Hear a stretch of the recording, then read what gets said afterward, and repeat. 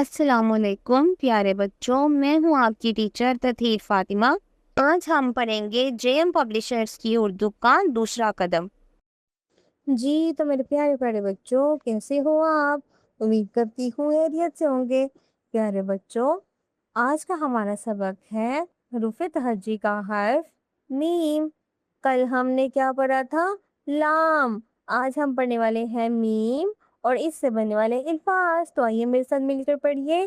میما مچھلی، میما مچھلی، اور مچھلی تو تالاب میں ہوتی ہے۔ مچھلی پانی میں رہتی ہے، پانی سے نکالو تو مر جاتی ہے۔ آپ کو پتا ہے؟ Very good. میما مسجد، میما مسجد، مسجد تو اللہ کا گھر ہے، یہاں پر نماز کے لیے جایا کرتے ہیں۔ جی تو میرے پیارے پیارے بچوں، آج میں آپ کو بہت ہی خوبصورت کہانی سنانے والی ہوں جو کہ مچھلی اور مسجد اللہ کے گھر سے متعلق ہے۔ تو پڑھتے ہیں اپنی آج کی کہانی۔ پیارے بچوں، ایک دن ایک ننھی مچھلی پانی میں تیر رہی تھی اور وہ کہنے لگی، میں چاہتی ہوں کہ سب خوش رہیں۔ پانی کے کنارے ایک خوبصورت مسجد بنی ہوئی تھی۔ نماز کا وقت ہوا تو بچے مسجد میں آئے۔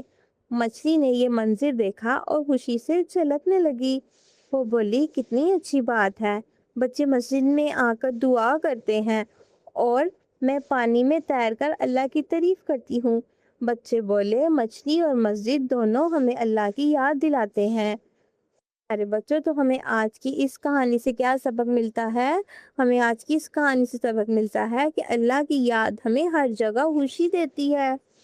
پیارے بچوں، اب ہم سیکھیں گے کہ حروف تہجی کے حرف میم کو کیسے لکھتے ہیں۔ گھر پر یا ٹیچر کی مدد سے ایک سینٹرے لیں اور اس پر میم کی ٹریسنگ سیکھتے ہیں۔ سب سے پہلے بچہ ایک چھوٹی سی شکل بنائے، جیسے دائرہ ہو۔ گول کے آخر میں نیچے تھوڑی سی دم نکال دے تو بس یہ بن گیا میم۔